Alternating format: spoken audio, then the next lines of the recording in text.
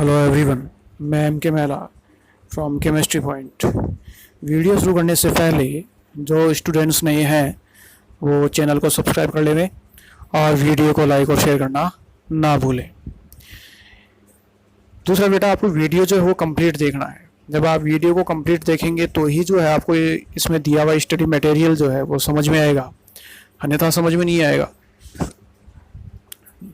Next one जो है, इस वीडियो में जो है अपन कार्बोनिल यौगिक की जो क्रियाशीलता है और उसकी जो रासायनिक अभिक्रियाएं हैं उनके बारे में डिस्कस करेंगे। कार्बोनिल यौगिक की जो क्रियाशीलता है बेटा, ये समझ में आना बहुत ज़रूरी है, क्योंकि यहाँ बेसिकली कंपटीशन एग्जाम में और थ्योरेटिकल एग्जाम में काफ़ी क्वेश्चन यहाँ से पूछे जा चुके हैं। तो अगर ये आपको दिया हुआ मैटर अगर समझ में आता है तो रासायनिक अभिक्रियाओं को समझना बहुत आसान हो जाएगा। तो आगे की अभिक्रिया शुरू करते हैं। तो नेक्स्ट बेटा जो है इसमें देखेंगे हम, वो है एल्डिहाइड और कीटोन की आपेक्षिक क्रियाशीलता। एल्डिहाइड एवं कीटोन की आपेक्षिक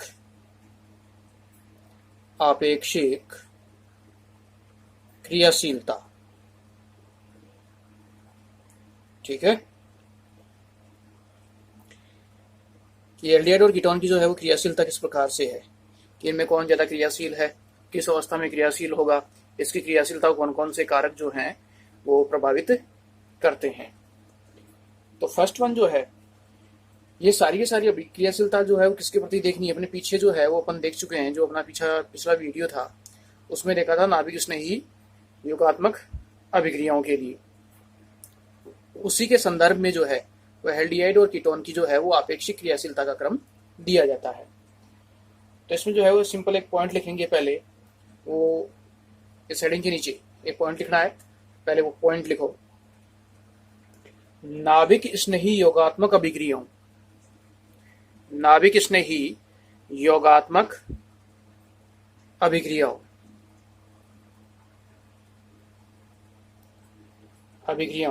के प्रति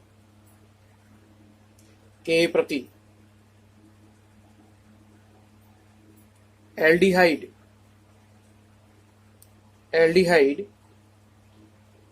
कीटोन की तुलना में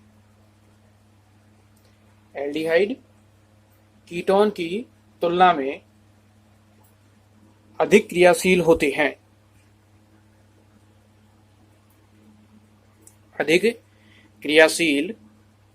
हैं। सेकंड पॉइंट,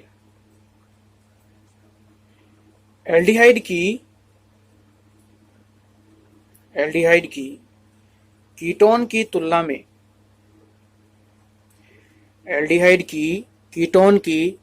में अधिक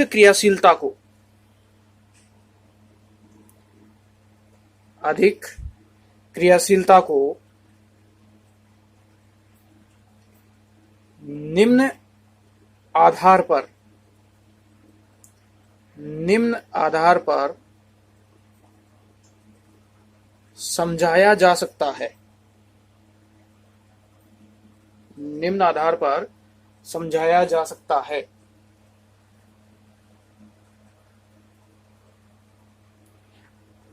अब ये आधार कौन कौन से इसमें बेटा, कौन कौन से आधार हैं जिनके द्वारा इसकी क्रियाशीलता को समझाया जा सकता है, तो पहले वो देखेंगे। ठीक है, तो इसमें पहला जो आधार दिया जाता है वो है अपना प्रेरणिक प्रभाव। फर्स्ट हेडिंग इसमें डालनी है प्रेरणिक प्रभाव।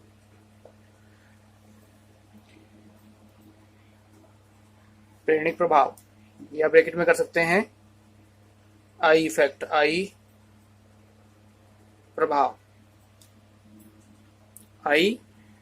प्रभाव। अब पहली बात बेटा जो है वो प्रेरणिक प्रभाव क्या है, इसको शॉर्ट में एक बार मैं रिपीट कर देता हूं इस चीज को। प्रेरणिक प्रभाव जो है वो अपने पास में टाइप्स पे नहीं जाऊंगा, कितने टाइप का होता है, क्या है वो, उसका डिस्क्रिप्शन अपन जो है वो क्रियाविधि में पढ़ते हैं उस चीज को। ठीक है, तो वहां मैं प्रकार पे नहीं जा रहा। लेकिन उन प्रकार का यहाँ पे महत्व है, उन प्रकार के बिना इसको समझाया नहीं जा सकता। तो केवल मैं अभी फिलहाल जो है वो एल्डिहाइड और कीटोन की, इन्हीं यानी कार्बोनिल यौगिकों के संदर्भ में ही बात करूंगा, जो भी अपन यहाँ देखेंगे। तो इसको सिंपली यूँ लिया जाता है कि जब एक नाभिक स्नेही जो होता है, एक नाभिक स्नेही का जब कार्बोनिल समूह पर आक्रमण होगा, ठीक है, नाभिक स्नेही समूह का जब कार्बोनिल समूह पर आक्रमण होता है, तो कार्बोनिल समूह का जो कार्बन है, यानी इस तरीके से अपने पास कार्बोनिल समूह का जो कार्बन है, ये सी डबल बॉन्ड हो, तो जब इसमें ध्रुवणता उत्पन्न हुई तो किस तरीके से हुई थी कि ऑक्सीजन की जो कार्बन की EN है वो अपेक्षाकृत कम होती है और ऑक्सीजन की EN जो है वो ज्यादा होती है। तो पाइबंद के इलेक्ट्रॉनों का विस्थानीकरण कहाँ होता है? ऑक्सीजन परमाणु पर। तो यहाँ था आंशिक ऋणावेश और इस पे चलता आंशिक धनावेश, ये हुआ था। अब क्रियाशीलता जो है वो डिपेंड करती है सारी इसके ऊपर, इस समूह के ऊपर। ये रफली ये बेटा भी लिखना नहीं है, इसके ऊपर डिपेंड करेगी। ये पॉजिटिव चार्ज आंशिक धनावेश जितना ज्यादा होगा, ठीक है, इस धनावेश का मान जितना ज्यादा होगा उसकी क्रियाशीलता उतनी ही जो है अधिक होगी। और जैसे जैसे इस धनावेश का मान कम होता जाएगा वैसे वैसे क्रियाशीलता के मान में भी क्या होती जाएगी? कमी होती जाएगी। तो यहां जो है वो प्रेरणिक प्रभाव इसी चीज को समझाता है, इसी की व्याख्या करता है कि धनावेश कब बढ़ता है और धनावेश कब कम होता है। तो यहाँ एक सिंपल कथन है, वो ये कि यहाँ जो ये दो वैलेंसियां दी हुई हैं जो फ्री हैं, यहाँ कार्बन की दो वैलेंसियां, इस पे मैंने जो है वो कुछ एग्जाम्पल लिए, वो लिए H C डबल बॉन्ड, एक एग्जाम्पल ये है। दूसरा एग्जाम्पल लिया मैंने, वो लिया CH3 C डबल बॉन्ड और H, ठीक है। और तीसरा एग्जाम्पल लिया, वो लिया मैंने CH3 C डबल बॉन्ड और CH3। थर्ड एग्जाम्पल मेरा ये है। तो ये तीन एग्जाम्पल दिए हुए हैं। अब इन तीनों में जो है वो ये देखना है कि सबसे ज्यादा जो है वो नाभिक स्नेही योगात्मक अभिक्रियाओं की प्रतिक्रियाशीलता किसकी होगी। तो ये जो दो वैलेंसियां हैं, उन दो वैलेंसी में देखो मैंने क्या लिया है, दो हाइड्रोजन, फिर मैंने लिया है एक मैथिल ग्रुप और एक हाइड्रोजन, फिर मैंने लिया है मैथिल और मैथिल ग्रुप। यहाँ मैथिल समूह की संख्या 2, यहाँ 1 और यहाँ अनुपस्थित। तो हाइड्रोजन की जो है वो इलेक्ट्रॉन देने की प्रवृत्ति इस कार्बन को, क्योंकि इस पे पॉजिटिव चार्ज है, देने की प्रवृत्ति यानी इसका जो है वो आई प्रभाव, हाइड्रोजन का जो आई प्रभाव है वो अपेक्षाकृत क्या होता है? न्यूनतम होता है। हाइड्रोजन के द्वारा जो है वो आई प्रभाव दर्शाने की प्रवृत्ति जो है वो बहुत कम होती है, ठीक है। और इस मैथिल समूह की, यहाँ पे मैथिल समूह 1 है, तो इसका आई प्रभाव दर्शाने की प्रवृत्ति न्यूनतम, नगण्य। ये एक मैथिल समूह है। इस मैथिल समूह की जो प्रवृत्ति होती है वो इलेक्ट्रॉन दाता की होती है। ये मैथिल समूह इस कार्बन को इलेक्ट्रॉन प्रदान करता है और जो इलेक्ट्रॉन प्रदान करता है उसका होता है प्लस आई प्रभाव, जो इलेक्ट्रॉन देगा उसका होगा प्लस आई प्रभाव। और यहाँ देखो इलेक्ट्रॉन देने वाले समूह की संख्या बढ़कर कितनी हो गई? 2 हो गई। तो इसका जो है वो प्लस आई प्रभाव और भी ज्यादा होगा, यानी इलेक्ट्रॉन देने की क्षमता और भी ज्यादा हो गई। अब इस समूह को इलेक्ट्रॉन देने वाला कोई नहीं है, इस समूह को इलेक्ट्रॉन देने वाला जो है वो एक समूह बैठा हुआ है और इस समूह को इलेक्ट्रॉन देने वाले जो है वो समूह की संख्या 2 है। तो इससे मैं रफली पीछे आता हूँ। देखो प्लस का अर्थ, मैं अपनी सिंपल अपनी सीधी भाषा में बात करें, प्लस का अर्थ होता है पैसे की कमी, ठीक है, यानी इलेक्ट्रॉन की कमी को मैं क्या मान के चलता हूँ हमेशा? पैसे की कमी।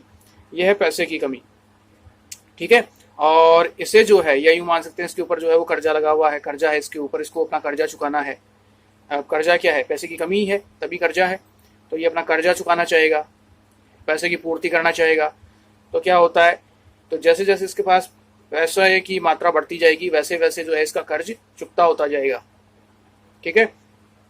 तो यहाँ अब यौगिकों में आते हैं इस चीज को। देखो इस कार्बन के पास क्या है? प्लस, प्लस था, ये था। अब इस कार्बन को पैसे देने वाले समूह की संख्या नगण्य है, यानी प्लस आई प्रभाव। प्लस आई प्रभाव का अर्थ होता है पैसे देने वाले समूह। तो यहाँ पे पैसे देने वाले समूह की संख्या क्या है? 0। तो यहाँ जो कार्बन पे प्लस है, इस प्लस के मान में कोई कमी नहीं होती है। अगर होगी तो नगण्य होगी, आंशिक। फिलहाल यूं मान के चलते हैं, अगर नगण्य स्थिति है तो यहाँ पे प्लस के मान में जो है वो कमी नहीं होती है या फिर नगण्य होती है। लेकिन यहाँ देखो, इसको ये एक पैसे देने वाला समूह बैठा हुआ है, ये पैसा इसको देता है, और जब ये इसको पैसा देगा यानी ये इसको इलेक्ट्रॉन देगा तो प्लस के मान में क्या हो जाएगी? कमी हो जाएगी। और यहाँ देखो, पैसे देने वाले समूह संख्या कितनी हो गई? 2 हो गई। इलेक्ट्रॉन देने वाले समूह कितने हो गए? 2 हो गए। तो इस कार्बन के पास जो है वो प्लस के मान में और भी ज्यादा क्या हो जाएगी? कमी हो जाएगी। क्लियर है? तो प्लस का मान सबसे ज्यादा कहाँ है? इस स्थिति में, जहां इसको पैसे देने वाले समूह यानी इलेक्ट्रॉन देने वाले समूह संख्या क्या है? 0। तो यहाँ प्लस का मान ज्यादा है, बहुत ज्यादा है। यहाँ पे प्लस के मान में अपेक्षाकृत थोड़ी कमी हो गई, और यहाँ पे प्लस के मान में तो बहुत ज्यादा कमी हो गई, क्योंकि यहाँ इलेक्ट्रॉन देने वाला समूह संख्या 2 है, यहाँ 1 है, यहाँ देने वाला समूह नहीं है। तो इन तीनों में जो है वो सबसे ज्यादा क्रियाशीलता किसकी? फॉर्मेल्डिहाइड की, उसके बाद में एसिटाल्डिहाइड की, और कीटोन की क्रियाशीलता सबसे कम होती है। ठीक है, कारण समझ में आ गया होगा कि जैसे जैसे प्लस आई समूह की संख्या बढ़ती जाएगी वैसे वैसे क्रियाशीलता के मान में क्या होती जाएगी? कमी होती जाएगी। ठीक है, ये इसका सार है। यानी इसे अगर अब मैं संक्षिप्त में लेऊं, रफली लेऊं, तो इसे एक सार बना सकता हूं कि ये कि जो क्रियाशीलता है या जो अभिक्रियाशीलता है वो समानुपाती होती है किसके? या सॉरी, व्युत्क्रमानुपाती होती है किसके? प्लस आई प्रभाव के। यानी प्लस आई प्रभाव बढ़ा, इलेक्ट्रॉन देने वाले समूह जैसे जैसे बढ़े, 1 2, प्लस आई प्रभाव जैसे जैसे बढ़ा, क्रियाशीलता क्या हो गई? कम। आई समूह कम हुआ, इलेक्ट्रॉन देने वाले नहीं है, नहीं जुड़ रहे हैं, तो अभी क्रियाशीलता क्या हो गई? ज्यादा। तो यहाँ पे ये सारांश काम में आता है, इससे अपने सारे क्वेश्चन सॉल्व हो सकते हैं। ठीक है, तो यहाँ हेडिंग डालो प्रेरणिक प्रभाव, ब्रैकेट में आई प्रभाव, और इसमें फर्स्ट पॉइंट लिखो, एक नाभिक स्नेही का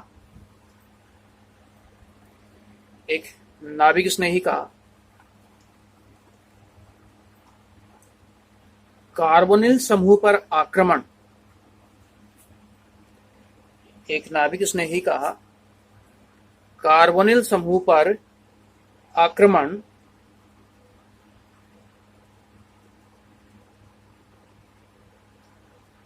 तब अधिक आसानी से होता है, तब अधिक आसानी से होता है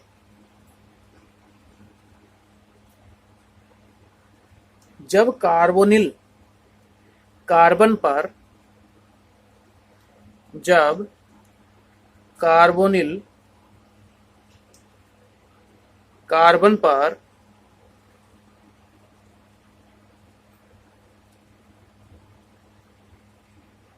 धनावेश की मात्रा अधिकतम होती है,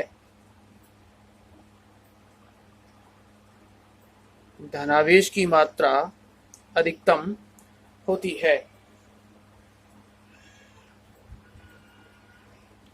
अधिकतम होती है। सेकंड पॉइंट, क्योंकि एल्किल समूह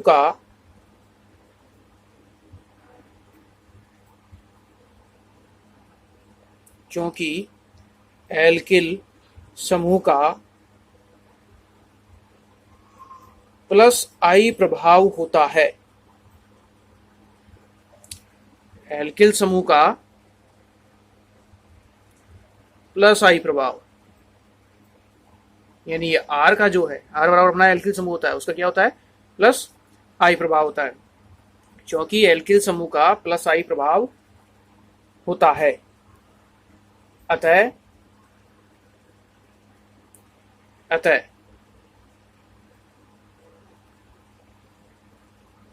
जैसे जैसे कार्बोनिल समूह से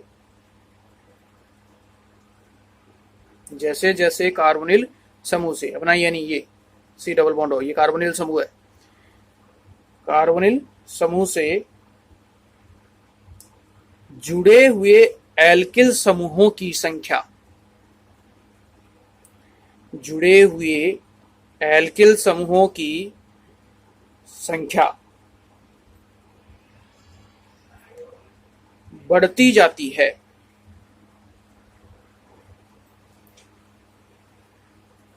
बढ़ती जाती है।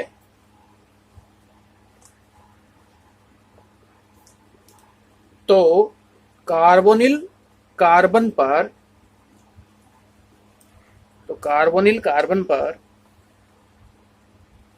इलेक्ट्रॉन घनत्व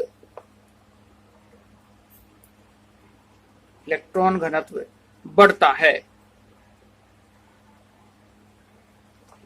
इलेक्ट्रॉन घनत्व बढ़ता है, जो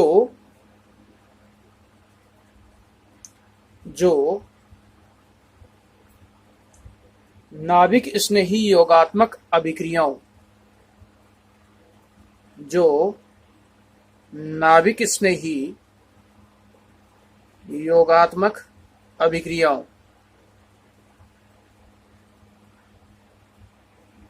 के प्रति क्रियाशीलता को कम करता है।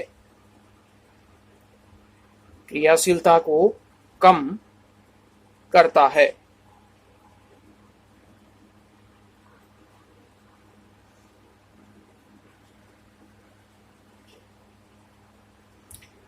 थर्ड पॉइंट, एल्डिहाइड की तुलना में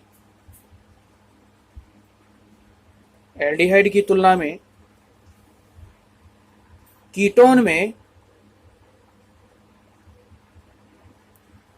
में कार्बोनिल समूह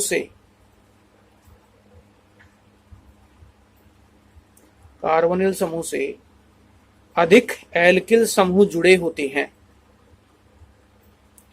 अधिक एल्किल समूह जुड़े होते हैं।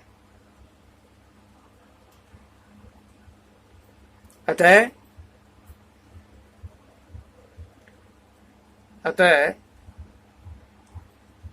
एल्डिहाइड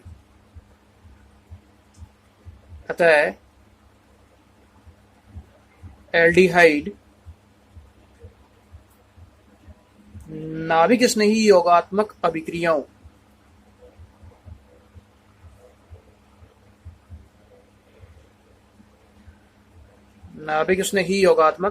अभिक्रियाओं के प्रति अधिक क्रियाशील होते हैं।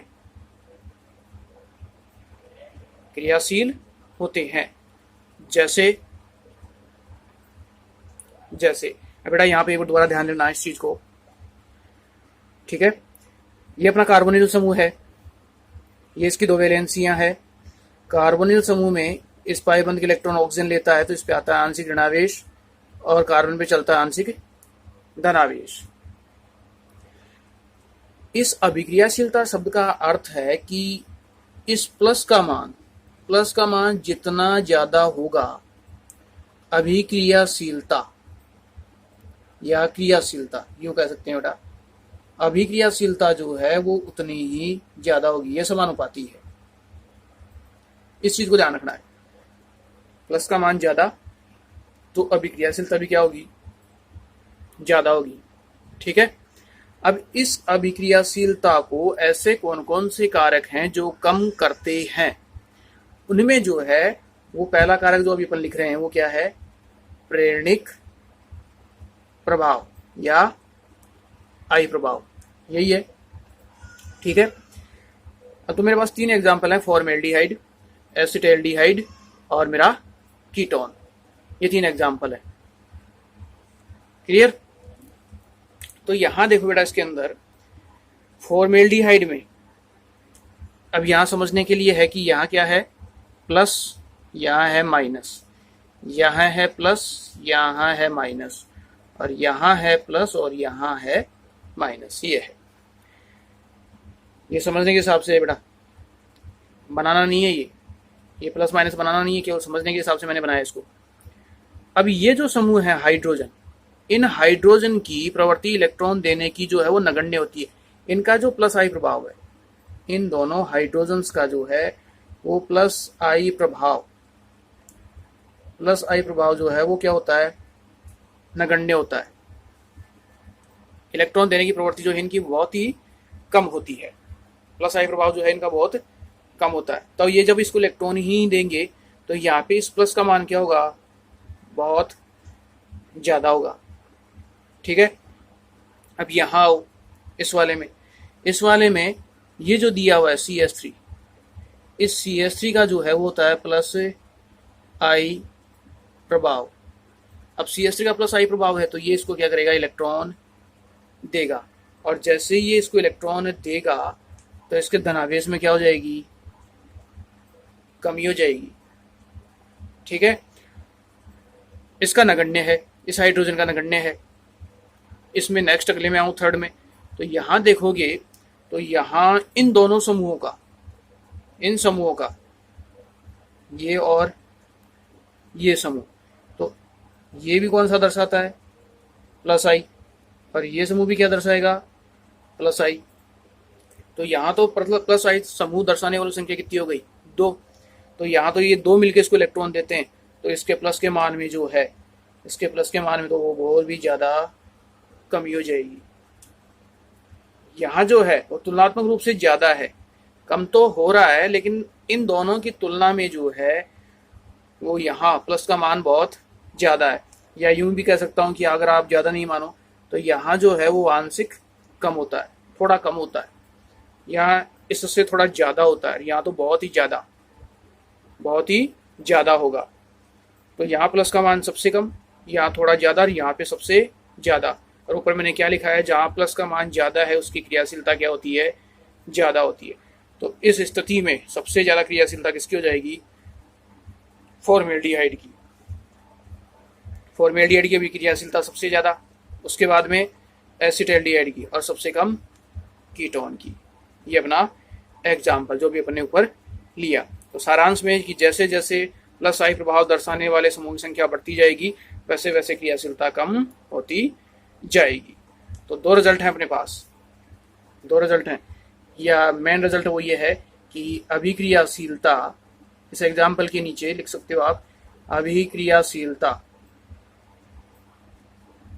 अभिक्रियाशीलता व्युत्क्रमानुपाती है प्लस आई प्रभाव के। ये सारांश है। जैसे जैसे प्लस आई प्रभाव बढ़ा, इलेक्ट्रॉन देने वाले समूह की संख्या बढ़ी, वैसे वैसे क्रियाशीलता कम। एग्जाम्पल बना सकते हैं ये। और इस एग्जाम्पल के नीचे ये लिखना है, ये इंपॉर्टेंट है, इससे क्वेश्चन सॉल्व हो जाएंगे अपने जो अभी हैं।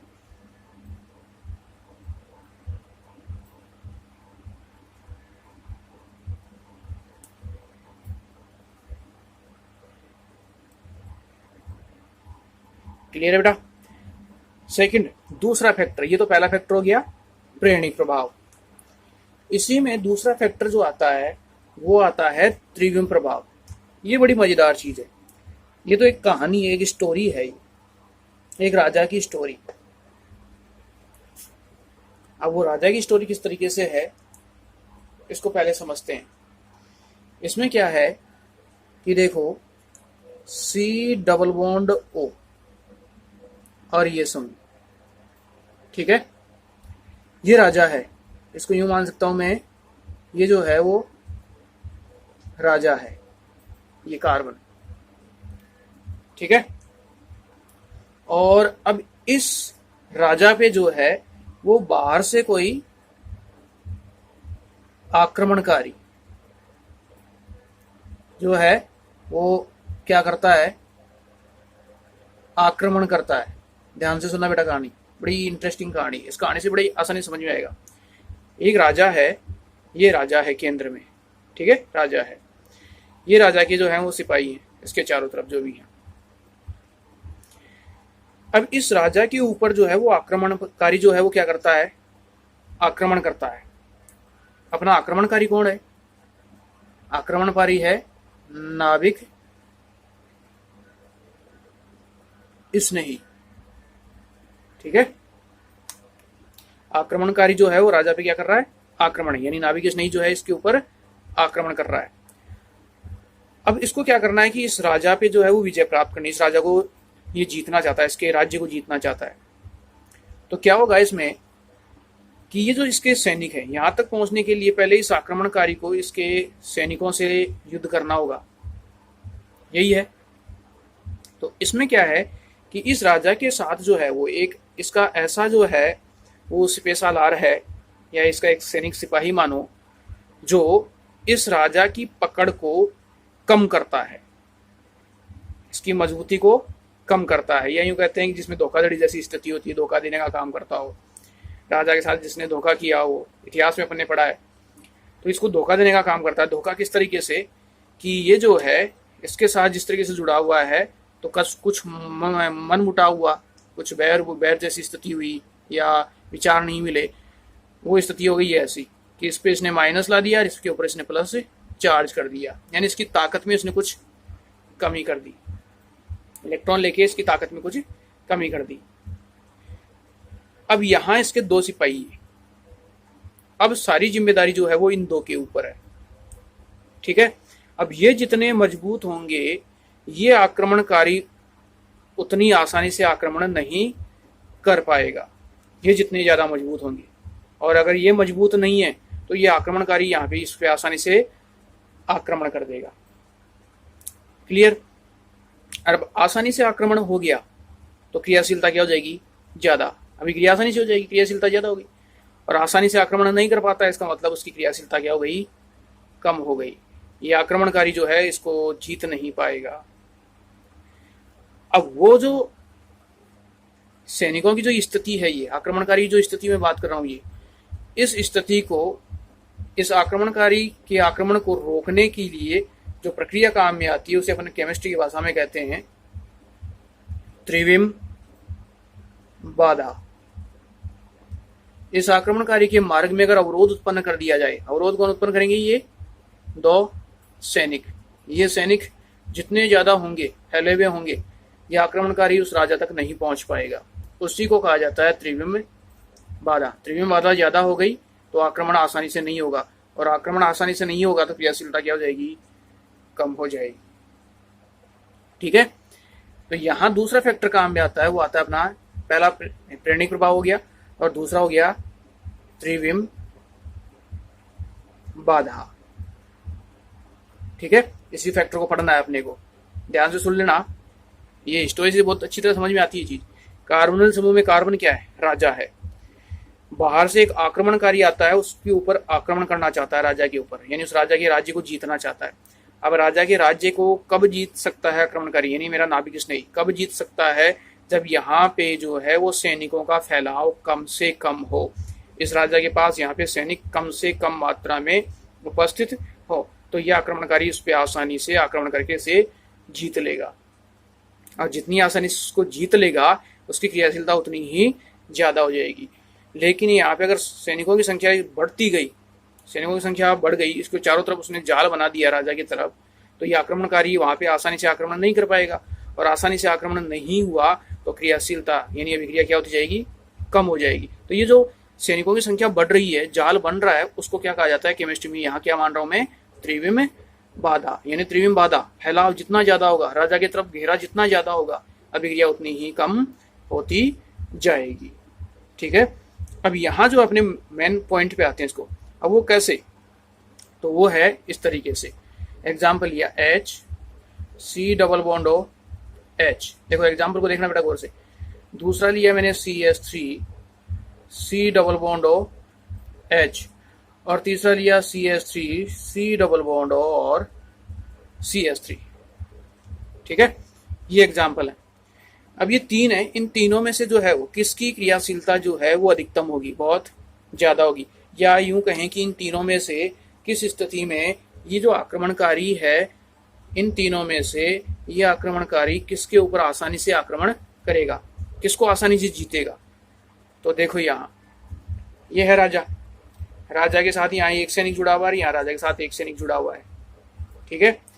यहाँ देखो, यह है राजा, राजा के साथ देखो, अब राजा के साथ देखो इसका एक मंत्री है, ये यानी ये अवस्था कुछ ऐसी हो गई, इस राजा के साथ एक मंत्री और इस मंत्री के फिर 3 सिपाही हो गई। अब यहां देखो फैलाव बढ़ गया, यहां तो राजा के साथ सैनिक और सैनिक 2 सैनिक, यहां राजा के साथ मंत्री, मंत्री के फिर 3 सैनिक और यहां 1 सैनिक। अब यहां आओ, राजा, राजा के साथ देखो यहां मंत्री की संख्या कितनी हो गई, मंत्री की संख्या हो गई 2। तो स्थिति इसको यूं ले सकते हैं, राजा के साथ मंत्री, मंत्री के साथ फिर उसके 3 सिपाही, ये फिर राजा के साथ मंत्री, मंत्री के साथ उसके फिर 3 सिपाही, ये हो गया। तो यहां देखो इनमें फैलाव किसमें सबसे ज्यादा हो रहा है, राजा के घेरा किसने ज्यादा बनाया है, इस समूह ने। राजा मंत्री 3 सैनिक, राजा मंत्री 3 सैनिक, तो यहाँ तो यूं मानू कि 3 और 1 4, 4 समूह तो ये, और 3 और 1 4, 4 समूह ये, 4 4 8, 8 सैनिकों ने घेरा कर रखा है। यहाँ 4 और 1 5 सैनिकों ने घेरा कर रखा है, यहाँ पे 2 सैनिकों ने घेरा कर रखा है। तो ये आक्रमणकारी एक तो 2 सैनिकों को ही मारेगा, एक जो है ये 5 को मारेगा और एक ये 8 को मारेगा। तो आसानी से किसमें मारेगा, आक्रमण कहाँ करेगा, इस स्थिति पे। तो यहाँ आक्रमणकारी आसानी से आक्रमण कर सकता है, यहाँ पे आसानी से आक्रमण नहीं होगा। तो उस कंडीशन में सबसे ज्यादा क्रियाशीलता किसकी हो जाएगी, इसकी, फॉर्मेल्डिहाइड की, फिर एसिटाल्डिहाइड की, और सबसे कम कीटोन की। ये मेरा कीटोन है, तो इसकी क्रियाशीलता सबसे कम क्यों हुई, वो क्या है, त्रिविम बाधा। जैसे जैसे समूह का जाल बढ़ता जाएगा, जैसे जैसे समूह का जाल बढ़ेगा, वैसे वैसे क्रियाशीलता क्या होती जाएगी, कम होती जाएगी, क्योंकि आक्रमणकारी आसानी से आक्रमण नहीं कर पाएगा, यहाँ आसानी से नहीं पहुंच पाएगा राजा के पास। ठीक है, क्योंकि मार्ग में क्या हो गया, अवरोध हो गया, उसी को कहते हैं त्रिविम बाधा। बाधा मतलब अवरोध करना। तो जितना ज्यादा फैलाव हुआ, अवरोध उतना ही ज्यादा हुआ, क्रियाशीलता उतनी ही कम हो गई। क्लियर है, यहाँ अवरोध सबसे कम और यहाँ अवरोध सबसे ज्यादा। ठीक है, तो इसकी क्रियाशीलता सबसे ज्यादा और इसकी क्रियाशीलता सबसे कम। तो यहाँ अपनी हेडिंग डालो, सेकंड, दूसरा पहला हो गया प्रेरणिक प्रभाव, दूसरा डालो त्रिविम बाधा, और इसमें लिखो फर्स्ट पॉइंट, फॉर्मेल्डिहाइड में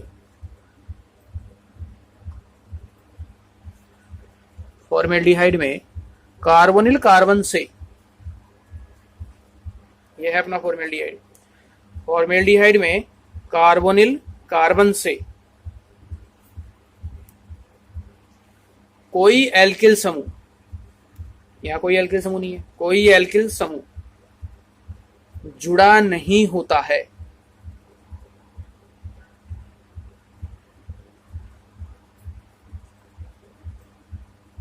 तथा अन्य एल्डिहाइड्स में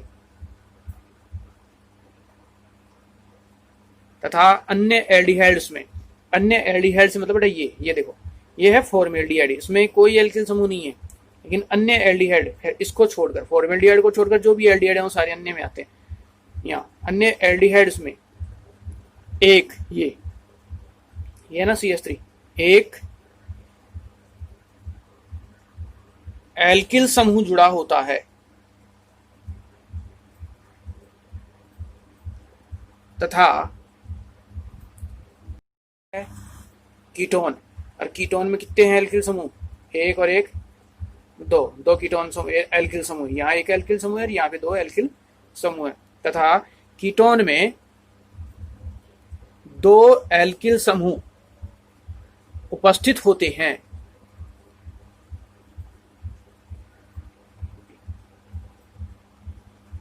दो एल्किल समूह उपस्थित होते हैं।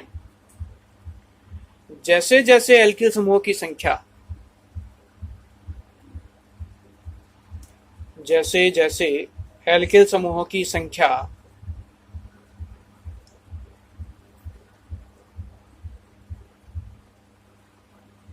बढ़ती जाती है, एल्किल समूहों की संख्या बढ़ती जाती है, उनके आकार में वृद्धि होती है।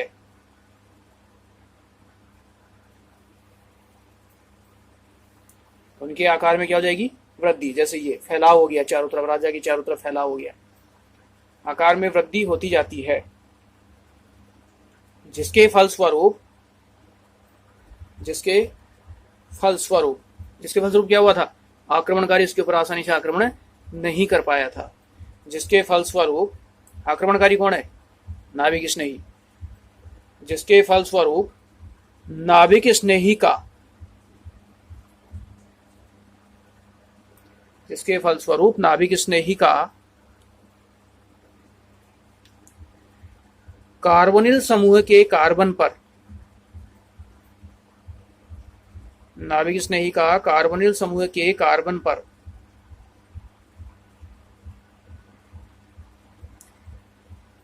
आक्रमण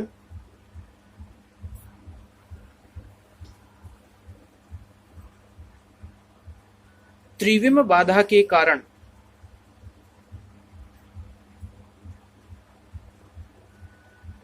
त्रिविम बाधा के कारण कठिन हो जाता है।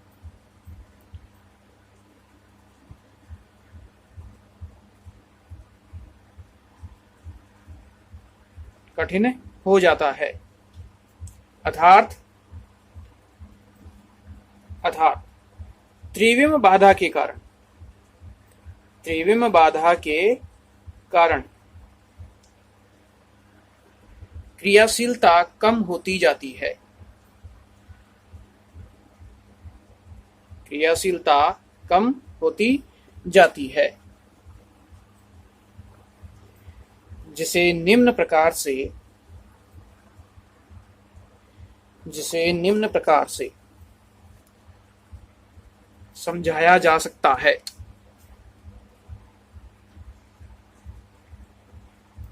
तो यहाँ बेटा अब इसके नीचे, इस थ्योरेटिकल पॉइंट के नीचे आपको कुछ एग्जांपल्स लिखने हैं, उनकी क्रियाशीलता का ऑर्डर लेके चलना अपने को। तो ये तो हो गया अपना फॉर्मेल्डिहाइड, ठीक है। दूसरा लिया मैंने यहाँ CH3 C double bond O H acetaldehyde.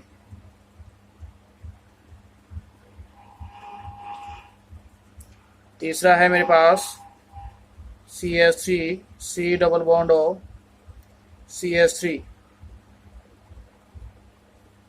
Ketone. चौथा मैंने ले लिया CH3 C double bond O CH3 और CH3, और एक और ले लिया मैंने जैसे CH3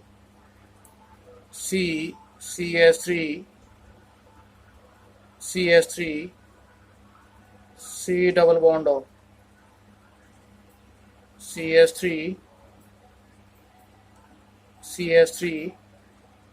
और CH3। ये 5 एग्जाम्पल हैं। Formaldehyde, acetaldehyde, ketone. इसका एपीसी नामांकन करोगे बेटा तो ये 1 2 3 4 और 5 कार्बन हो जाएगा। तो नामांकन में हो गया आपका ये 1 2 और 3, 1 2 और 3।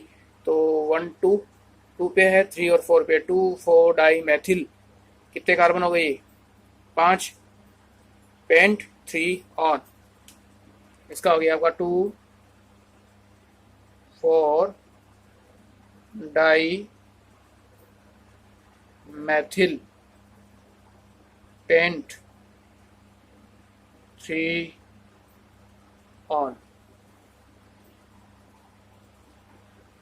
ठीक है, ऐसे इसका नामांकन कर सकते हो।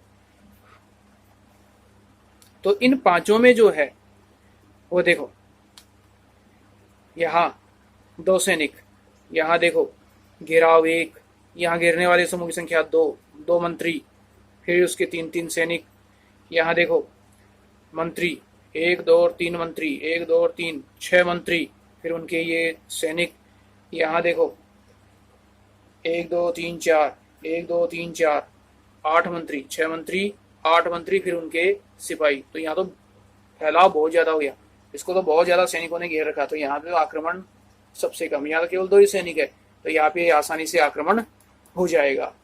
तो सबसे ज़्यादा क्रियाशीलता इसकी, उसके बाद में एल्डिहाइड की, एसिटाल्डिहाइड की, उसके बाद में कीटोन की, उसके बाद में 2,4-डाइमेथिलपेंट-3-1 की, सबसे कम इस समूह की। ठीक है, ये अपना क्रियाशीलता का ऑर्डर बना लो इसे फटाफट।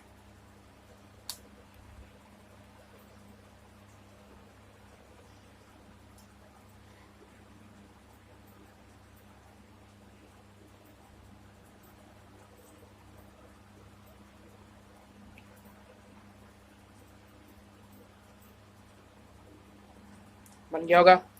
तो यहाँ जो है वो एक सारांश निकाला जा सकता है, इस जगह से एक सारांश निकाला जा सकता है, वो ये कि जो अपनी अभिक्रियाशीलता है, उस अभिक्रियाशीलता को जो अभी अपने पॉइंट लिए हैं, इनको अगर मैं शॉर्ट में करूं बात, तो अभिक्रियाशीलता जो है, अभिक्रियाशीलता ये व्युत्क्रमानुपाती है, ये व्युत्क्रमानुपाती है 1/+ प्रभाव, व्युत्क्रमानुपाती 1/त्रिविम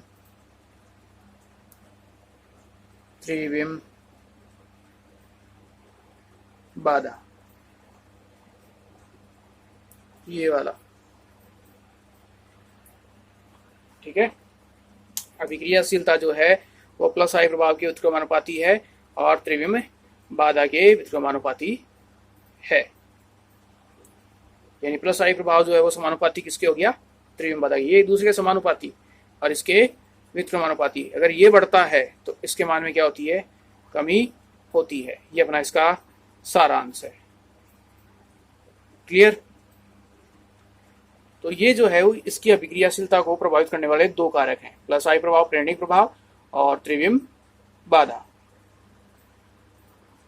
अब यहाँ इसकी नाभिक स्नेही अभिक्रियाओं की जो है वो बात आती है कि कौन कौन सी जो है मुख्य नाभिक स्नेही अभिक्रियाएं हैं।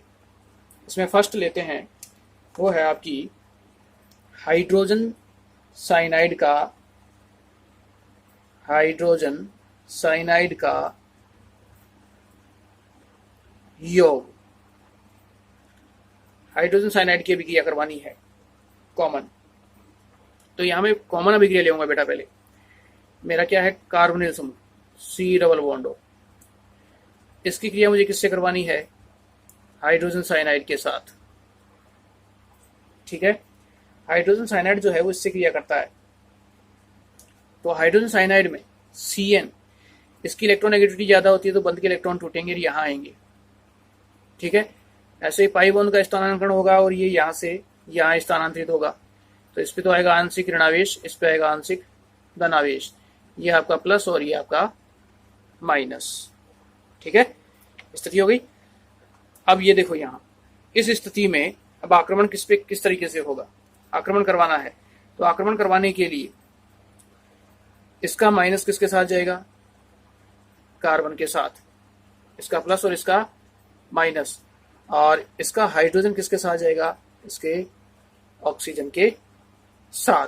तो उत्पाद क्या हो गया, C, कार्बन के साथ क्या आ रहा है, Cn, तो कार्बन के साथ हो गया Cn, और ऑक्सीजन के साथ क्या हो गया, हाइड्रोजन, ऑक्सीजन के साथ हो गया हाइड्रोजन। इस यौगिक को कहा जाता है साइनोहाइड्रिन,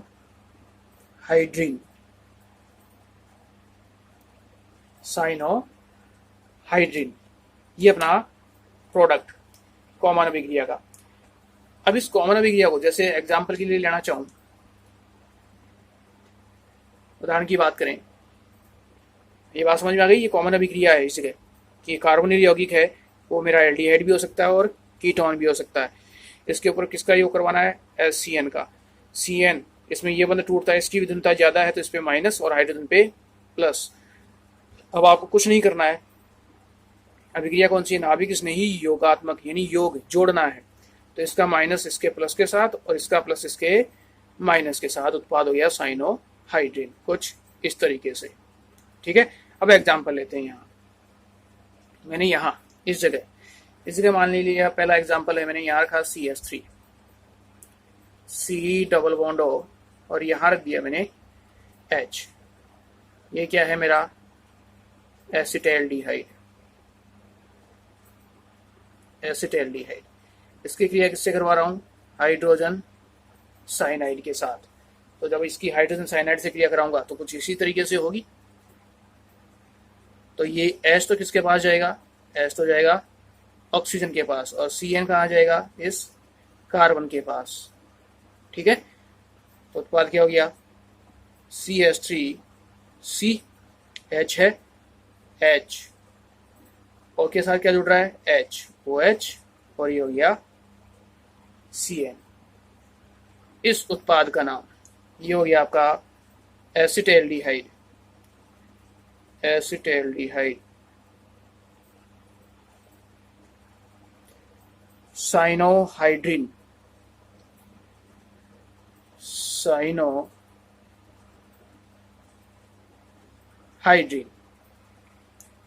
ये अपना फर्स्ट एग्जांपल इसका। एसिटाल्डिहाइड की क्रिया हाइड्रोजन साइनाइड से करवाई तो एसिटाल्डिहाइड साइनोहाइड्रिन का निर्माण हो गया।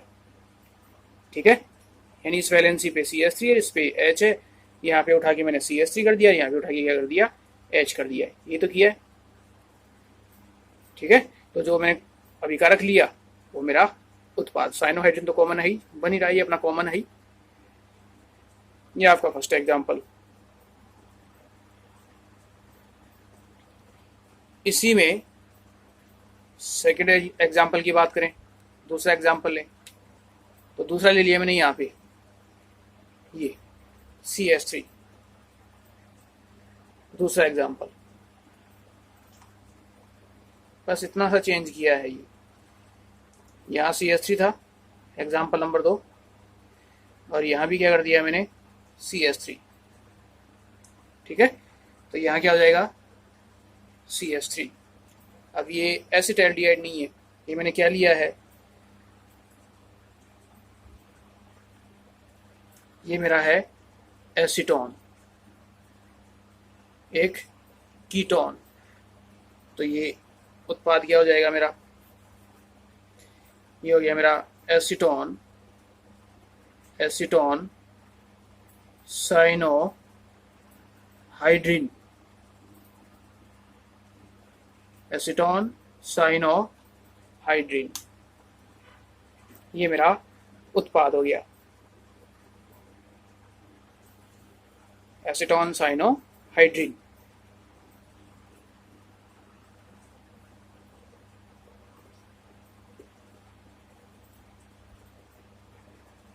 क्लियर है?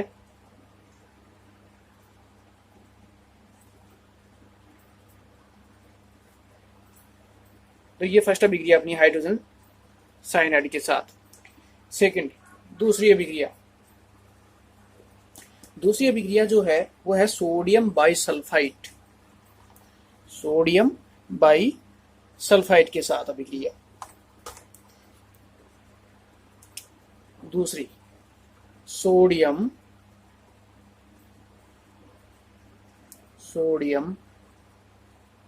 बाई सल्फाइड के साथ क्रिया। सोडियम बाइसल्फाइड के साथ क्रिया करवानी है। सोडियम बाइसल्फाइड क्या होता है? इसका फॉर्मूला होता है बेटा NaHSO4, सॉरी SO सल्फाइड है, SO3, NaHSO3। ये होता है सोडियम बाइसल्फाइड, NaHSO3। ठीक है, अब इसकी क्रिया करवानी है तो कॉमन वही C double bond O, carbonyl यौगिक, क्रिया सोडियम बाइसल्फाइड NaHSO3। ये हो गया सोडियम बाई सल्फाइड, और ये मेरा कार्बोनिल यौगिक है, कार्बोनिल यौगिक। ठीक है, इसकी इससे क्रिया होनी है।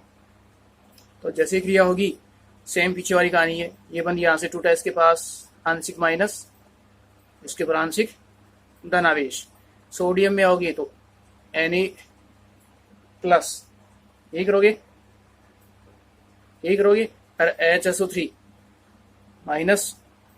लेकिन इसमें ऐसा नहीं होता है बेटा, यहाँ जो है वो सोडियम बाई, इसमें लगा हुआ है बाई सल्फाइड, तो ये तो होता है इसका हाइड्रोजन का प्लस, और SO3Na, ये होगा SO3Na, ये माइनस और ये प्लस, इस तरीके से। तो ये जो हाइड्रोजन है, ये हाइड्रोजन तो जुड़ती है किसके साथ, ऑक्सीजन के साथ, और SO3Na ये जुड़ता है किसके साथ, कार्बन के साथ।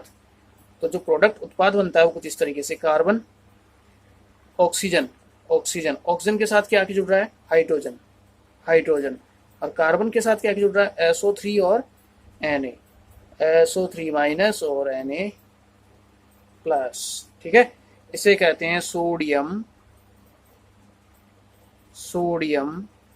By sulphite, sodium bisulphite योगात्पाद। ठीक है, ये इसके साथ अभिक्रिया।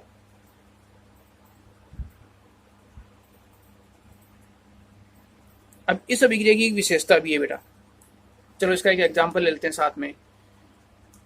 इसी जगह एक एग्जांपल लेता हूं, दूसरा आप खुद बना सकते हैं। ये जो दो वैलेंसियां फ्री हैं, इसमें मैंने यहाँ इस जगह ये ले लिया मैंने CH3, C double bond O, और इस जगह मैंने ले लिया H। तो ये क्या हो गया, एसिटाल्डिहाइड प्लस NaHSO3, इससे क्रिया करवानी है।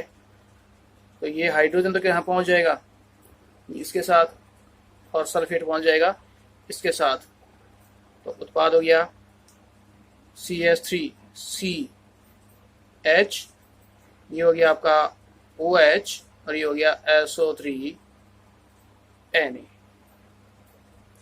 ठीक है, फटाफट उतारो अभिक्रिया को इसको। और दूसरा एग्जाम्पल आप खुद बना सकते हैं इसमें। दूसरे एग्जाम्पल में क्या करना है आपको, इतना ही करना है, इस जगह उठा के क्या लिखना है आपको, CH3, ये तो है एल्डिहाइड, यहाँ उठा के CH3 कर दोगे तो फिर क्या बन जाएगा आपका कीटोन, बस इस जगह क्या हो जाएगा CH3।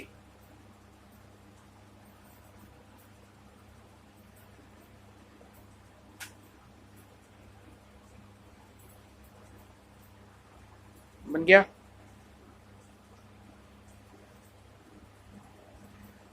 दूसरा एग्जाम्पल, यहाँ सेकेंड एग्जाम्पल जो है, इस जगह उठा के क्या करोगे CH3, यहाँ हो जाएगा CH3, ये आपका सेकेंड एग्जाम्पल। ये क्या हो गया कीटोन, एसीटोन, ये है आपका एसीटोन।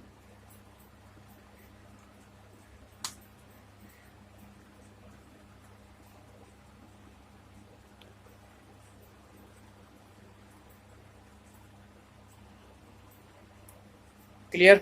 इस अभिक्रिया नीचे बेटा एक नोट डाल के लिखो, पॉइंट। ये अभिक्रिया बहुत इंपॉर्टेंट अभिक्रिया है, वो पॉइंट क्या है वो लिखो पहले।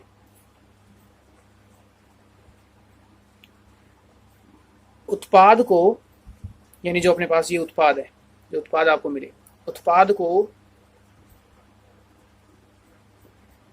सोडियम कार्बोनेट विलयन के साथ, सोडियम कार्बोनेट विलयन के साथ गर्म करने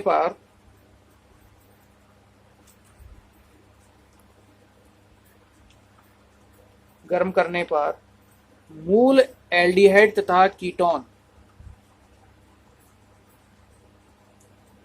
मूल एल्डिहाइड तथा कीटोन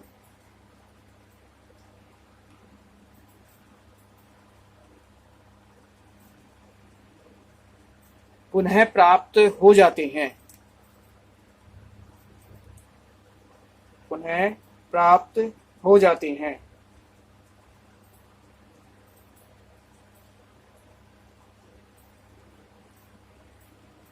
इसलिए इस अभिक्रिया का उपयोग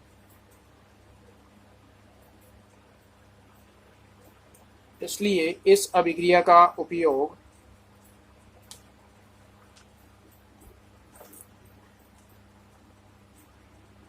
एल्डिहाइड एवं कीटोन को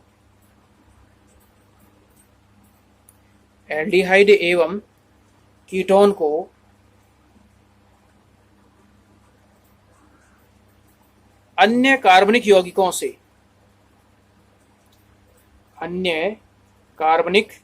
यौगिकों से पृथक करने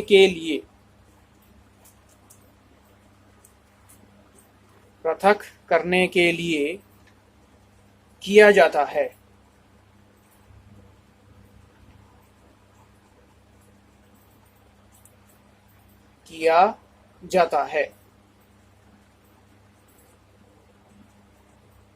और यहां एक चीज और ध्यान रखनी है बेटा, ये अपना पॉइंट यहाँ खत्म है।